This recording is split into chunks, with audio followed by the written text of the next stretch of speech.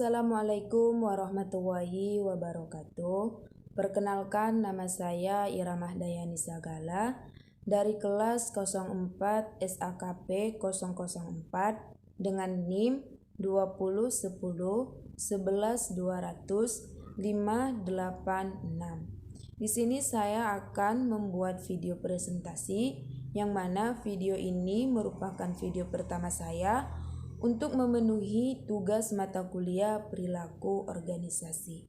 Adapun judul dari presentasi saya yaitu mengelola perubahan dan inovasi. Mengapa mengelola perubahan dan inovasi itu perlu? Karena dengan mengelola perubahan, kompleks prosesnya akan transformasi, sehingga perubahan harus dikelola dengan sistematik, komprehensif, terencana, dan didukung oleh sumber-sumber daya yang tepat dan memadai. Kemudian inovasi. Inovasi salah satu tujuannya yaitu untuk menciptakan kemudahan baru bagi kehidupan manusia melalui penemuan atau perkembangan dari ide-ide inovatif yang berhasil diwujudkan dengan baik. Suatu inovasi juga erat kaitannya dengan inovasi produk. Mengelola perubahan. Apa sih yang dimaksud dengan perubahan? Perubahan merupakan organisasi modifikasi substantif pada beberapa bagian organisasi. Kemudian proses dari perubahan itu sendiri. Proses dari perubahan dipengaruhi oleh dua faktor, yaitu faktor eksternal dan internal. Yang mana faktor eksternal terdapat 4 bagian. Yang pertama yaitu kebutuhan dan keinginan konsumen yang berubah. Yang kedua peraturan baru dari pemerintah. Yang ketiga teknologi yang berubah. Serta yang keempat perubahan ekonomi.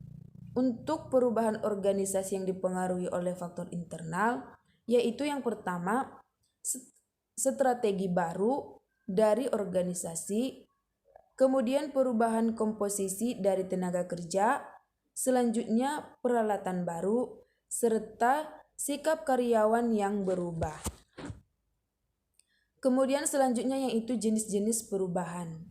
Jenis-jenis perubahan yaitu ada 3.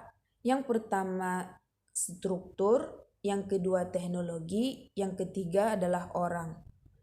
Struktur adalah komponen struktur dan desain struktur. Teknologi yaitu merupakan proses, metode, dan peralatan kerja. Serta orang adalah sikap, ekspektasi, persepsi, dan perilaku individu dan kelompok. Mengelola penolakan terhadap perubahan. Yang ini mungkin sering kita dengar yaitu bahwa perubahan itu sering terjadi penolakan. Mengapa orang-orang menolak perubahan?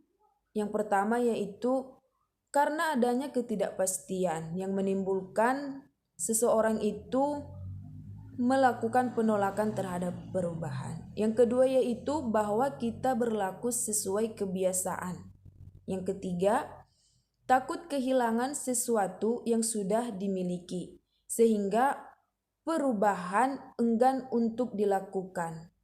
Yang keempat yaitu keyakinan seseorang bahwa perubahan tidak sesuai dengan tujuan dan kepentingan organisasi. Itu adalah mengelola penolakan terhadap perubahan. Kemudian yaitu ada inovasi.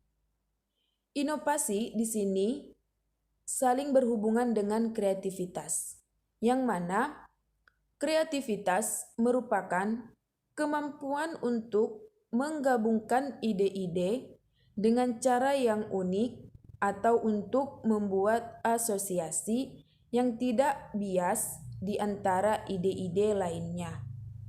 Itu merupakan kreativitas. Kemudian inovasi. Inovasi merupakan suatu pengambilan ide-ide kreatif dan mengubahnya menjadi produk atau metode kerja yang berguna. Kemudian proses dari inovasi itu sendiri. Proses dari inovasi itu sendiri terdiri dari 6 bagian. Yang pertama pengembangan, yang kedua penerapan, yang ketiga peluncuran, yang keempat pertumbuhan, yang kelima pengelolaan kematangan, serta yang kelima penurunan ide-ide kreatif. Kemudian yaitu selanjutnya merangsang inovasi. Di sini dalam merangsang inovasi itu ada 3 bagian. Yang pertama variabel struktur, yang kedua variabel budaya, serta yang ketiga variabel sumber daya manusia. Baik, yang pertama kita akan membahas mengenai variabel struktur. Variabel struktur terdapat 5 bagian. Yang pertama struktur organik, yang kedua sumber daya berlimpah, yang ketiga komunikasi antar unit yang tinggi, yang keempat tekanan waktu minimal, dan yang kelima dukungan kerja dan non-kerja.